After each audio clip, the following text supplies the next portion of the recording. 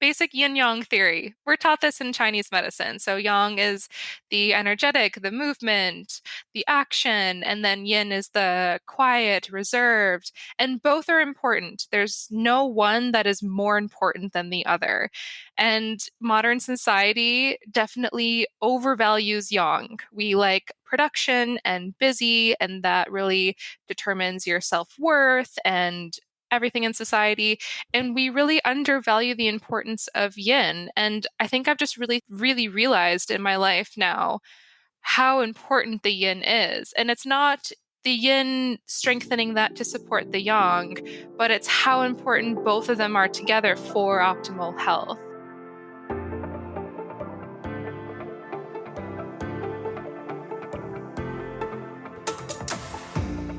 Hello and welcome to Nourish. My name is Kasha and I'm a holistic life coach and second-year doctoral student studying acupuncture and traditional Chinese medicine.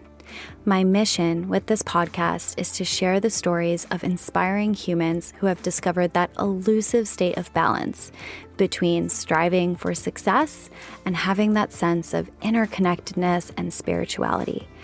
Think yin and yang in flow. Now, as a former Silicon Valley burnout escapee myself, teaser, I left the tech world after 11 years of a successful career in product management. I know firsthand how difficult it can be to integrate the two. This podcast shares the stories I wish I had heard when I was struggling to find that balance and flow myself. My hope is that these interviews inspire you and give you the tools to rethink your own approach to mental, physical, and spiritual well-being. And if you are struggling, help you find your way back to authentic alignment. Now sit back, relax, and ground yourself back home, and let's get started.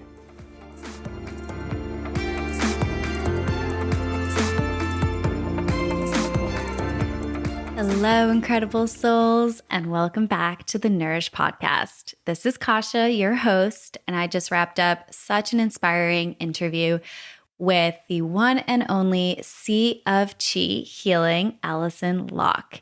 Allison is an acupuncturist, health practitioner, fellow of the American Board of Oriental Reproductive Medicine, and member of the Obstetrical Acupuncture Association. She is also a health coach.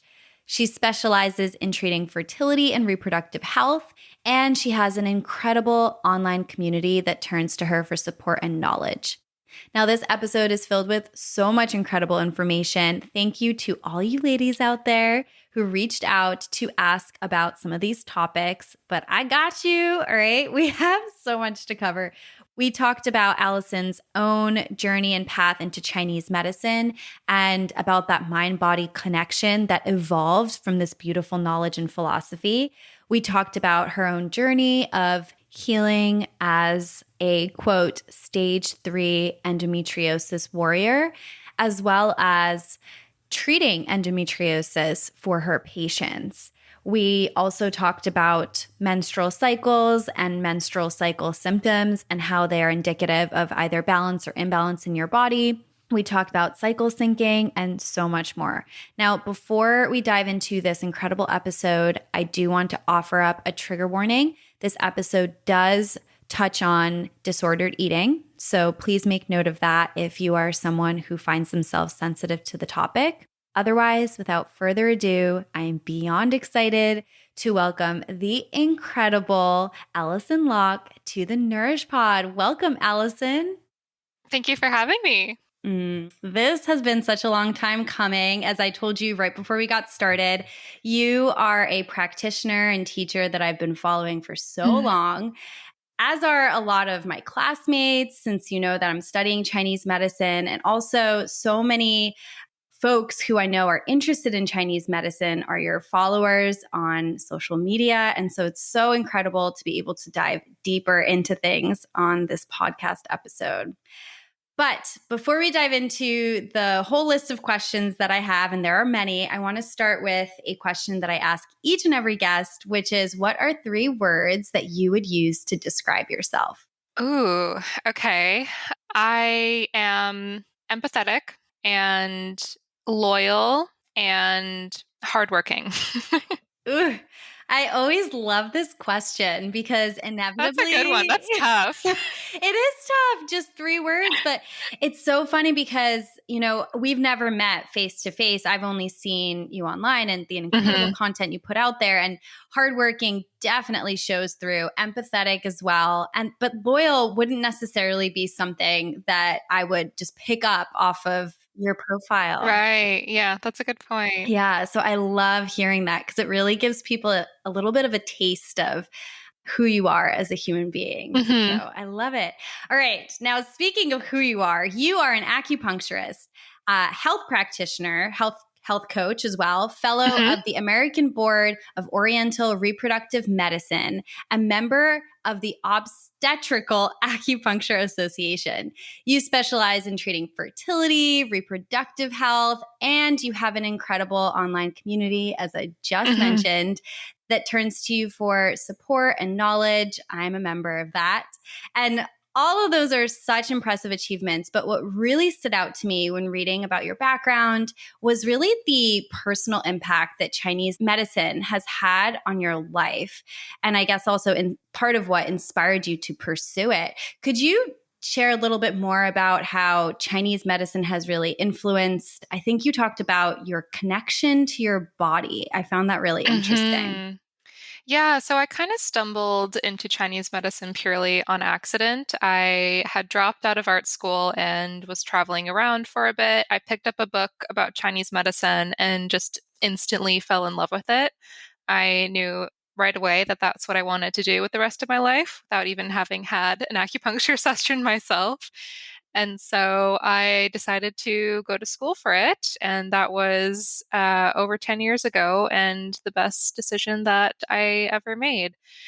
And I definitely wasn't, I was, fairly health conscious before, but more in the very standard Western kind of mindset. Like I watched how many calories I ate in a day and experimented with veganism and kind of, these kinds of things. But then when I started Chinese medicine school and I learned their philosophies of yin and yang and the seasons and living with the seasons according to the seasons and just the connection that we have to nature as if we are a part of nature. And it just kind of made me realize, like, oh, yeah, duh. Like, of course, we are a part of nature. How could I have lived thinking I am separate from everything else for so long? And it just really made a lot of sense to me.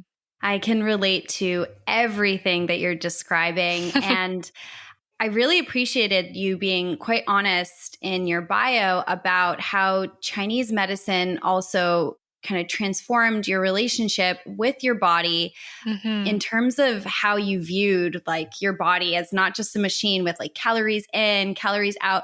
Can you talk a little bit about where you were at when you were kind of feeling that way, and what practices or what kind of knowledge transitioned that, or was it a combination of things? Because I can really relate to that. Yeah, so I definitely struggled with disordered eating in my late teens, early 20s. And I even admit my first probably semester of Chinese medicine school, I still struggled a lot with it. And I think it was just really learning about like the energetics of food.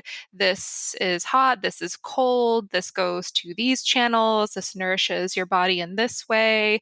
Just really made me understand food as a whole of how it works with your body. It's not just about, okay, this has this B vitamin and this has this many calories, and that's what you eat, and that's why you eat and how you eat. But instead of understanding how food communicates with your body and how it makes you feel. And I think that connection to how it makes you feel really blew my mind and was like, oh, food can make me feel good and feel better because when you're struggling with disordered eating and I was like really limiting the different kinds of foods that I was eating and the amount of foods that I was eating, I really disconnected myself from food, and what I put into my body directly relates to how I feel. And being mindful of that and curating food in a really healthy way can make me feel good. And I guess learning about that and how learning as food is energy as opposed to molecules and calories kind of really made me fall in love with food again and helped me recover.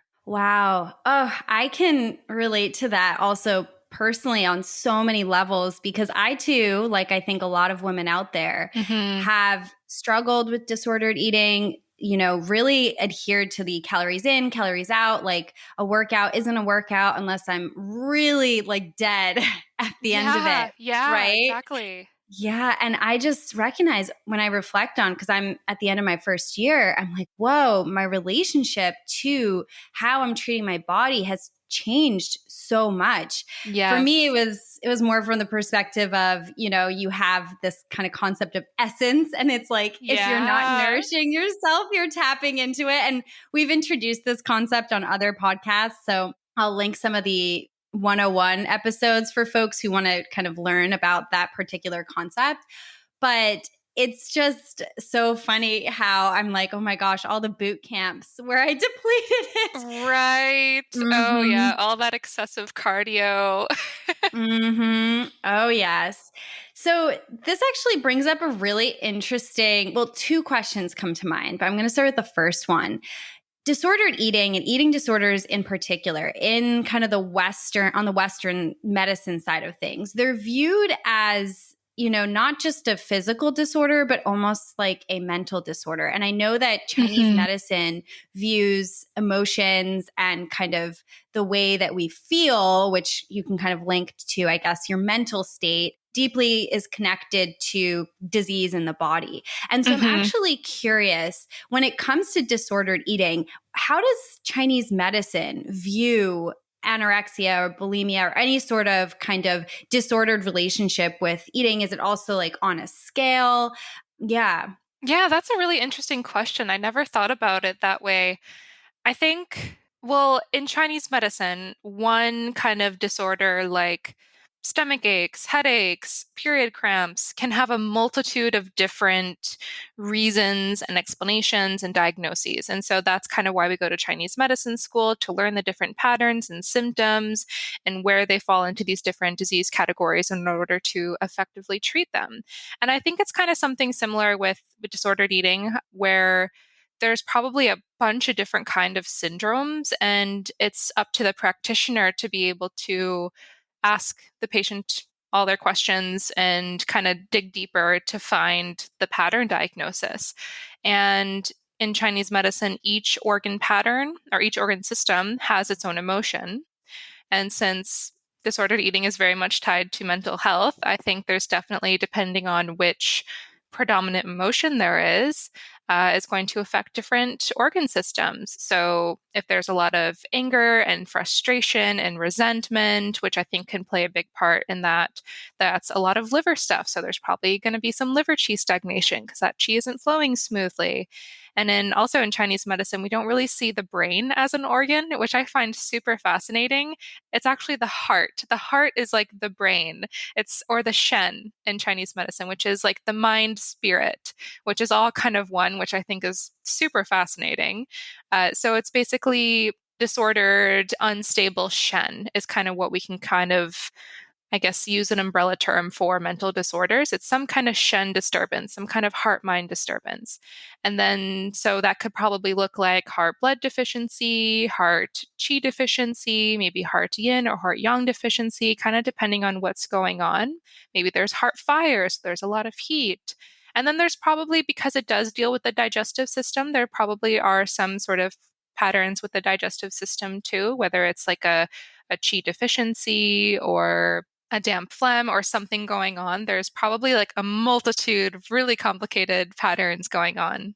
Thank you for diving into that and especially calling out the connection between the heart or I guess the Shen, the heart, and kind of how Mhm. Chinese medicine views the heart and the brain, so to speak, Yeah. right? That is so fascinating. And it's interesting to see how, in your personal experience, how much shifted in your life when maybe one could say you followed your heart. It's so Oh cheesy, God, but it's yes. true. I followed my Shen into Chinese medicine school. That's so true. Oh, I love it. I love it. Fun. I love it. Right there. I did it, y'all. I dropped it. She picked it up. We're good. But it resonates. It definitely, Yeah, definitely it resonates. does. So, before we move on from this topic, because I know we have a ton of questions, especially around menstrual cycles and kind of hormonal balance and whatnot, that's a hot topic for our audience. I do want to ask, you mentioned that when you came into Chinese medicine school, a lot of the way you thought about things about your health was like, calories in, calories out counting. And you were Hmm. very observant of that as somebody who is a type A perfectionist. I know a lot of listeners are as well, trying to break out of that. How do you think about that now? And what are the cues that, are you observing certain cues? And maybe it's something more around how your body feels as opposed to the number of calories that you're counting. Like, what does that look like for you today in terms of taking care of your body? Because it sounds like calories in and calories out is no longer your kind of focus. Yeah, so it definitely started with diet and then really transformed into lifestyle and exercise and stuff. So I think one of the kind of first things we learn in Chinese medicine school are the different seasons and the elements with those seasons and what are those characteristics of those seasons. Like for example, springtime is wood. It's very outward and growth and there's a lot of movement and we need to be mindful of our liver energy.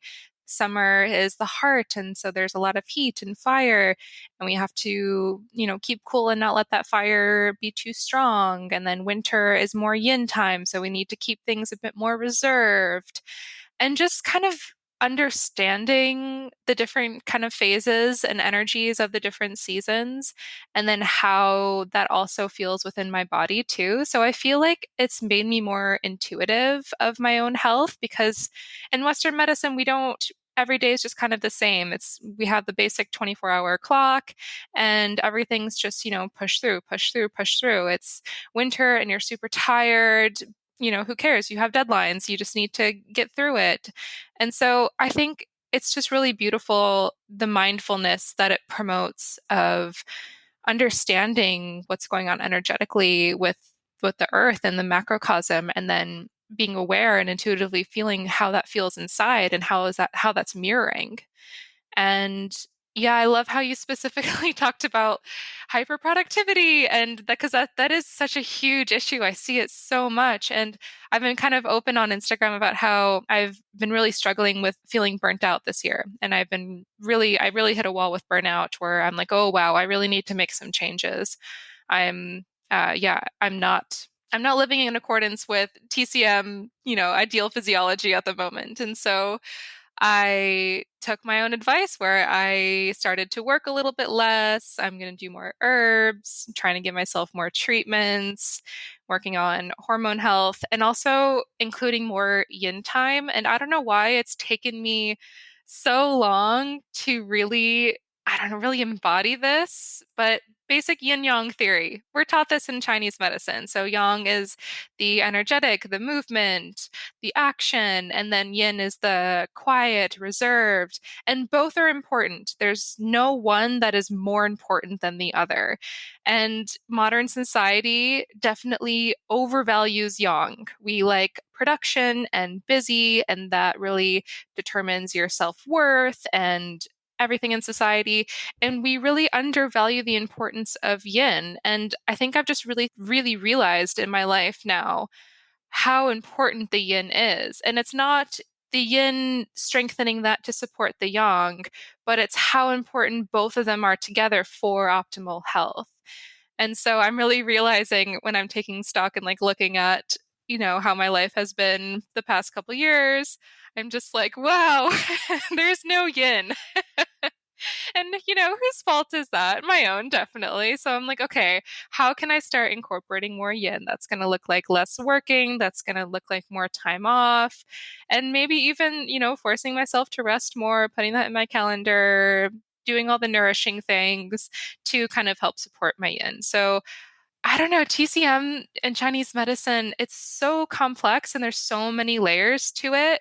And that's part of why it's so overwhelming when you go to school and you're just dumped with this insanely beautiful, complex, yet simple philosophy where you're gradually peeling the layers throughout school. And then once you practice it, that's a whole other ball game too. And then also how you incorporate it and feel it within yourself in your own life.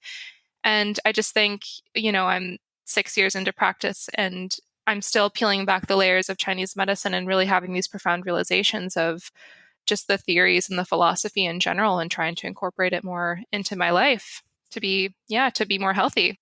I am so grateful that you're owning that because I swear, not to be a creep for any of my classmates who are listening here, but I literally am like, I'm like walking around, especially with some of the older students. I'm like, who's eating the TCM way? I'm like trying to find these like, Yeah. examples. And I'm like, why all these students, they're just like studying, they're stressed, they're working. I'm like, the irony in this whole situation, hmm right? It's So quite funny. thank Yeah. you. Thank you for owning that though, because also, I mean, to ask you, what was it like to choose to bring more yin? I mean, I don't know about your experience. I'll talk about for me personally, hmm it's like I'm hit with backlash of, oh my Yeah. gosh, you should be Yeah. doing this. This is so lazy, or you have so Yep. much to do. So what came up for you? Like, and what did you do to calm that? Since I know it's something you're trying to really incorporate into your life. Yeah, it's very hard. So it took me quite a few months to really be honest with myself. And so I let myself have the process. I let myself, get there on my own. And for me, establishing more yin in my life really meant more boundaries and setting more boundaries with family and friends and coworkers and boss and really honoring those boundaries. And I feel like that's such an important yin thing because if you go past your boundaries and you say yes to things that you don't want to do, or you always end up doing more things or things that you don't want to do. And that's young. And so establishing those healthy boundaries and conserving your energy is the best thing that you can do for yin. So for me, that looked like setting a lot of boundaries, being honest with myself. I also had to go to therapy and unlearn some unhealthy thought patterns that I had within myself and really realize that those thought patterns aren't mine, but they were inherited and I don't have to live that way. And I can choose to live how I want and what feels right to me. And I have that power and I need to feel comfortable exerting it. So there was a lot of things that I did this year to realize, oh, I'm really burnt out, accept that I needed to do something, and then feel brave enough to establish that into my life. You do deserve to live that balanced life. And thank you for taking the steps needed to do it because it's inspiring for hmm everybody else. Truly, hmm truly. I'm saying that as somebody who watches you, like in not creepy way on Instagram. Instagram is so creepy sometimes. Okay. All right. All right. Enough of that. So Thank you. totally shifting gears, but in a hmm related way because everything is connected here in Chinese hmm medicine. Imbalance in your life, in any area of your life over time, will seep into all sorts of imbalances. And one of hmm the favorites that I know you probably talk about a lot are things around hormonal imbalances and different kinds of disorders as they relate to your menstrual cycle, your feminine flow, your feminine functioning. So you hmm describe yourself as a stage 3 endometriosis warrior. So hmm before we go any further, can you tell us what is endometriosis for women out there, men who are listening who don't know? Yeah, endometriosis is a gynecological disorder where tissue that is similar but not identical to the uterine lining grows outside of the uterus. So it's typically in the pelvic area. It can grow on your intestines, bladder, peritoneum, just all the tissue in the pelvis. Ovaries, it can grow elsewhere. And that causes a lot of issues because your body isn't really able to deal with it. So it causes a lot of pain and problems with your period and infertility, digestive upset. It kind of causes some chronic full body inflammation. And it's a fairly yeah, fairly complex disease, and it's incredibly common. 1 in 10 women have endometriosis, which is pretty crazy. Oh my gosh, that sounds very, very painful. And can you tell us a little bit about some of the symptoms that women have when they have endometriosis, whether or not they're officially diagnosed with it? Yeah, some of the most common symptoms that I see, well, number one is pain, pelvic pain. So that's typically pain with periods. So your actual periods can be really painful. You can have a lot of pain leading up to it. You can have a lot of pain with ovulation. That's also something I see a lot. The pain can radiate down your legs and be on your back, anywhere that's kind of involving your pelvic nerves. And then I also see a lot of fatigue because inflammation just sucks the life out of you. So there's often a lot of fatigue. And then there's also a lot of kind of digestive issues too, because it does have a huge microbiome connection. So people with endometriosis typically have a lot of digestive issues like bloating, constipation, gas, food sensitivities, pain with bowel movements. There can be some urination issues like frequency, urgency, or pain. Just kind of messes up the whole pelvic area in general, all those organ systems. Eek, I've gotten so much feedback from women listening to this podcast about how much they can relate to pain during their Hmm. period. Yeah. It sounds like this is a common condition.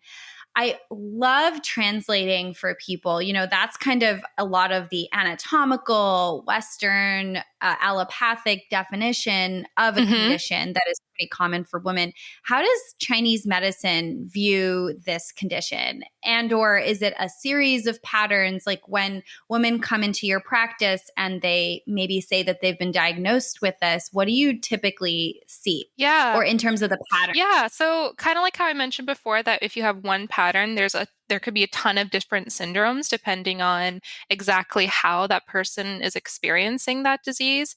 And with endometriosis, I often see a lot of blood stasis and liver qi stagnation. And that's kind of understandable because there's actual lesions and chunks of tissue that's not where it should be and can cause a lot of issues with circulating and food digesting and all that kind of stuff. So that's definitely the two most common things that I see.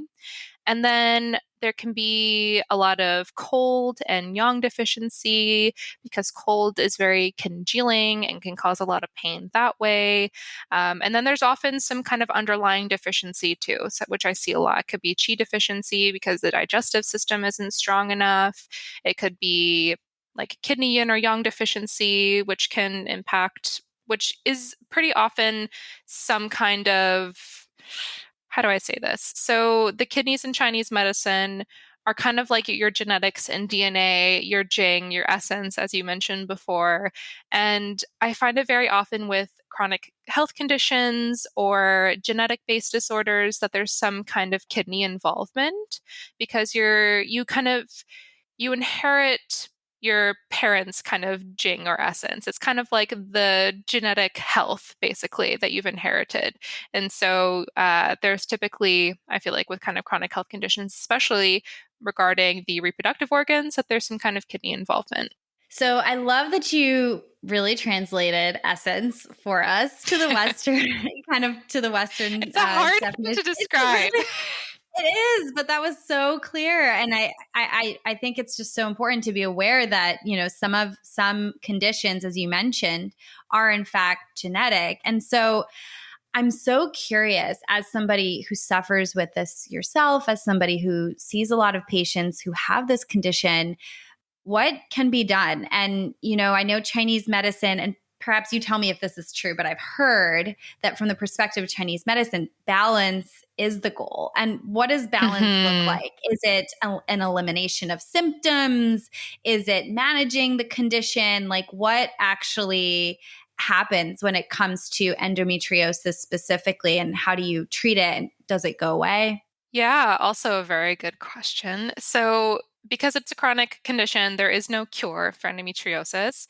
But I always like to stress that that does not mean that you can't heal and you can't reduce symptoms in some way. Like, I really really believe that any patient that comes to see me with pelvic pain or endometriosis or any issues with their period, I 1000% believe that there's something we can do to reduce their symptoms, whether that's acupuncture, Chinese herbs, diet, whatever. There's something that we can do or implement as a treatment plan to reduce their symptoms.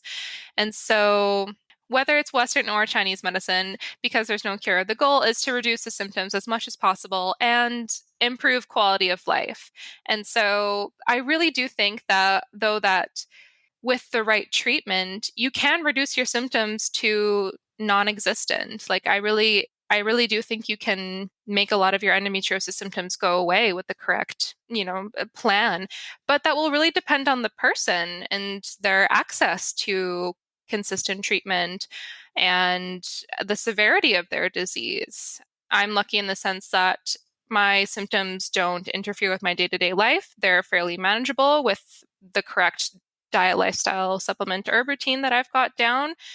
And so, yeah, a lot of my endometriosis symptoms are very well, it's a very difficult word to pronounce as well. It is. It And- is. I had to practice like 5 times before this interview. yeah, my symptoms are fairly well managed, but I also see a lot of patients that are on disability because of endometriosis and are in severe pain every day. So there's a wide range of symptoms. And so you kind of have to take that into account too, the severity of the symptoms that we're starting off with too. So, when it comes to symptoms in general, in moving away from specifically just endometriosis, but a lot of the female symptoms that we women experience, I'm talking Hmm. about especially around your menstrual cycle, cramping, pain, fatigue, maybe endometriosis or something else. I've had a guest come on here who mentioned that according to Chinese medicine, your period should, quote, come and go easily with no major hoopla. And I literally got so many messages, myself included, like my jaw just dropped in that Yeah. moment, being like, what are you talking about? So, can you elaborate a little bit about how Chinese medicine kind of views like a balanced hormonal state for most women, I guess, in a lot of situations, what it should look like?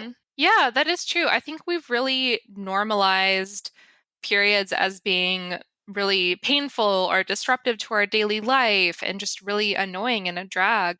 But a sign of a really healthy hormones is a fairly easy period where there's minimal PMS, mild to no cramping. It shouldn't be too heavy or too light. The flow should be okay. The color should be good. This is kind of your body's monthly report card that everything is kind of where it should be, everything is balanced.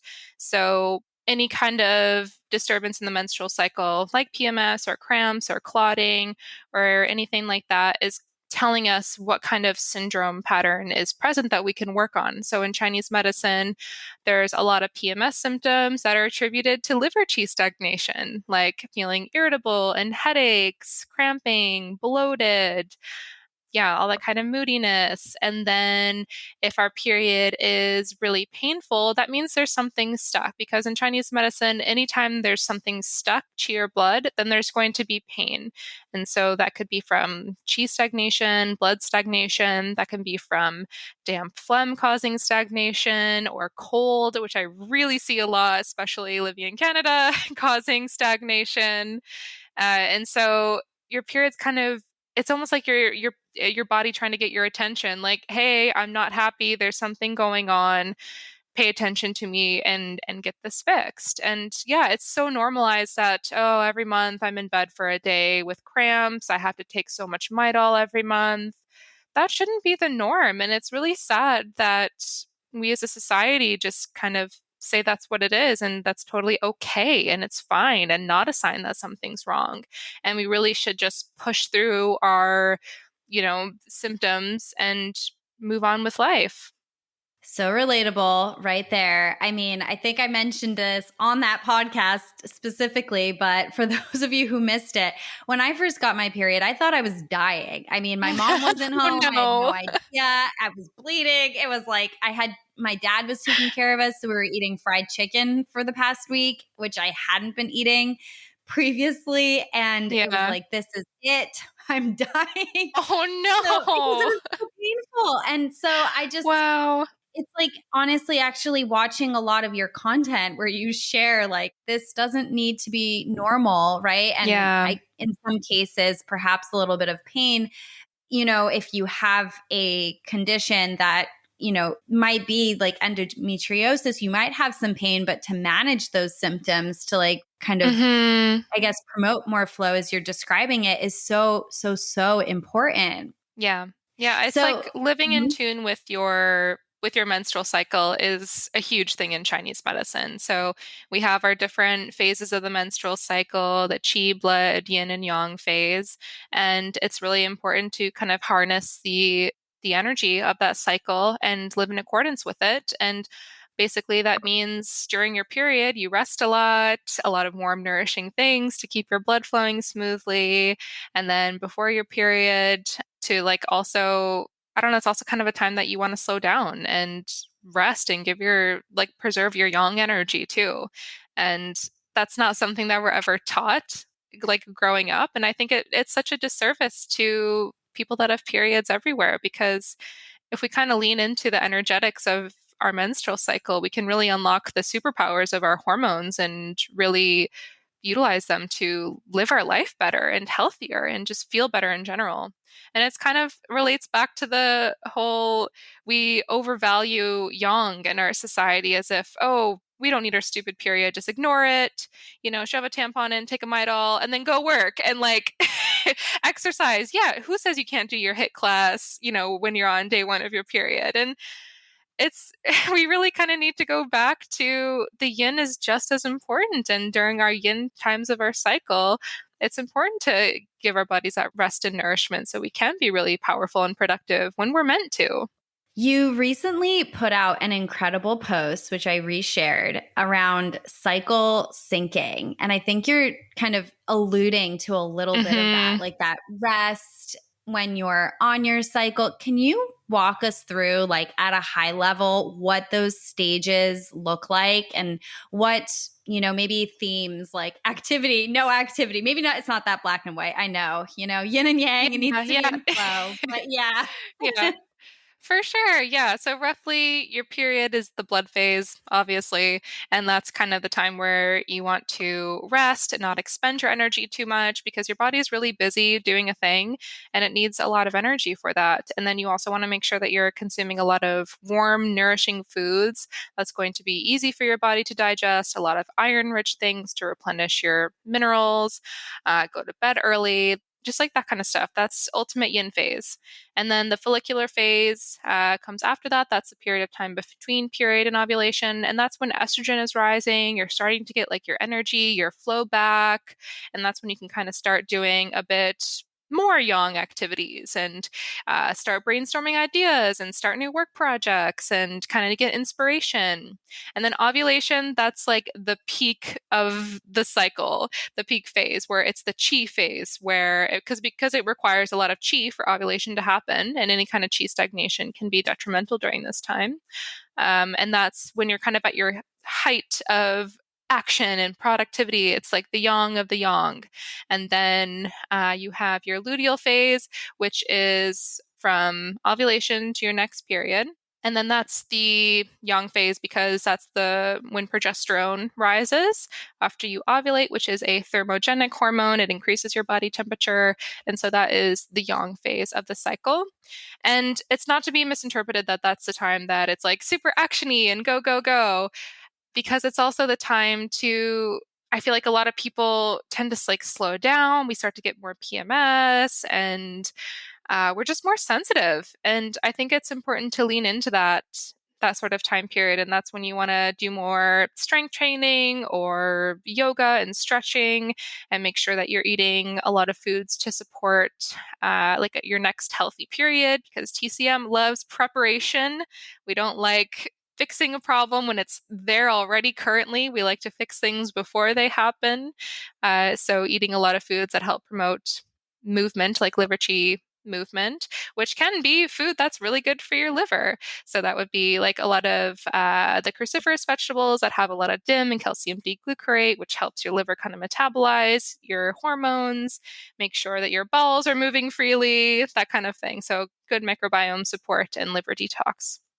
So, do you cycle sync your workouts in this way as well? I know you talked a little bit about, I forgot the phase, forgive me, but you're like strength training here, obviously rest during your period. I got that. That I got. Yeah, Do yeah, you yeah. adjust your workouts now in this way as well throughout the times of the month? Do you also, okay, two-part question. Do you Okay. do kind of workout cycle syncing? But Uh-huh. also, do you adjust it in relation to how busy you are? Because let's say you're in a phase Mm. where, you have more energy, but you're also very busy. I'm curious, how do you balance all of that in our very yang culture? It's like, Yeah. mhm. Yeah. So I do. I do cycle sync my workouts because I am someone kind of prone to exhaustion and fatigue. And so I like to be really careful with my energy. So, yes, workouts 100%. When I'm on my period, I don't do any exercise. And I kind of give myself the opportunity to be as lazy and restful as I want and just really lean into that. And then as my period stops, I have more energy. I'm like, okay, let's get it going, and I'll start doing more cardio. I do strength training throughout because my body just really likes it. But then I will cut my workouts shorter in my luteal phase. I find I can still do like a little bit of cardio, a little bit of strength training, but I find I can just more easily overdo it. And then I'm just exhausted afterwards. Like I just use up too much of my adrenal hormones or something. So I do always need to be mindful of before I'm about to do a workout. Okay, where am I in my cycle? Is this something where I can do, a 40-minute workout, or should I keep it short and just do a 15-minute like yoga Pilates or something and call it a day? So I definitely am mindful of where I am in my cycle with exercise because I have learned the hard way where I have been many times where I'm like, it's okay. I can go for a 5K run. Am I getting my period tomorrow? And then I always regret it. But you kind of need to like feel that within your body too to really understand the principles as well. And then, but I also, there's this other layer of you need to check in with your body too, no matter where you are in your cycle. Because sometimes if I've pushed myself too hard after my period, I'm tired and I feel more depleted. And that's not a time where I feel ready to do my more cardio and everything. And sometimes I need to listen to my body of like, okay, actually I'm feeling a bit depleted. Like this past cycle, during like I'm like a few days post ovulation or something during my ovulatory window where I assumed I'd have a lot more energy and I'd want to work out all the time and do all my stuff. I actually felt the urge to relax more and I was more tired. And who knows why? I don't know. It's really hot in Vancouver right now. I have a lot going on in my plate. I haven't had a vacation yet this year. Like, there could be a lot of things going on contributing to that. And I didn't overthink it. I just leaned into it. I didn't say, like, well, I'm in my ovulatory phase, so I can still push through this because that's not proper Chinese medicine thinking either. I checked in with my body. My body was like, let's skip the workout today. We're going to go for a walk later anyway. So let's just not push it. So there's a couple layers to it. And I think ultimately you need to check in with your body to see how you are feeling because that's going to tell you what your body is capable of. I love that. If there's a drought and it's hot, this is not the time to start a campfire. Yeah, Not the exactly. time. I've learned that here in California for sure. Yeah. Oh my gosh, Allison, I could seriously talk to you forever, but in the vein of being balanced, I'm pretty sure I say this on every episode. So it is, I'm very good at that on the episode. I try to do that outside of the episode as well. It's a start. It's a start. Exactly. I'm going to reel it in. I'm curious. You are obviously working to balance in your own life. How do you hmm nourish yourself every single week? And does it look different too? Yeah, I mean, it definitely depends on my week. What I really try to do is my little things each day. Like, I have a very good morning routine that works for me, a nighttime routine. in my cycle. I take my herbs when I'm supposed to in my luteal phase. So I feel like I focus a lot on that. But I have been trying to make myself give myself acupuncture every week. So that's something that I've been doing more because I had a whole bunch of patients recently ask me how often I get acupuncture. And I'm like, I always answer, not as often as I should. And kind Oh of as a boy. joke, but it's like actually serious. And then one day I thought about it and I'm just like, oh my God, it's been like 6 months or a year or something since I've had acupuncture myself. This is not good. I need to be practicing what I preach. I feel very strongly about that. Do the things that I actually tell my patients to do. And so every Sunday, and I'll probably do it later today, I've been giving myself an acupuncture treatment. I've been doing that the past month. It's just been a really nice like ritual, like Sunday, I don't know, start of the week, just to do a few points. And so I've been trying to do that. And I also do weekly castor oil packs. I really love castor oil packs. Oh, I love that. Well, giving myself acupuncture right now will not be pleasant, but the castor oil packs sound amazing. So I will definitely check that out. And Allison, tell me, where can people find you? What sort of exciting things do you have coming up? I saw that you're taking more telehealth patients. I don't know, is that true? I might be Yeah. spreading fake news. Yeah, where can people find you and what's going on in your world? Yeah, so I do traditional Chinese medicine and acupuncture consults in Vancouver, British Columbia in person. And then I also just recently started a health coaching business kind of on the side. So I am seeing patients kind of from everywhere. So worldwide, you can book with me. I have my schedule online. You can contact me through Instagram. I'm Sea of Chi Healing. My website is seaofchihealing.com. I respond to my DMs and yeah, you can contact me through there or email me. I'm very open to communication. Yeah, so that's how people can reach me. Amazing. And everything is going to be linked in the show notes. So, folks, please don't worry. Allison, it was such a pleasure having you on the show. Thank you so much for joining us. Yeah, thank you so much for reaching out and having me. This was really fun. This was fun. And thank you, everyone, for tuning in. See you next time.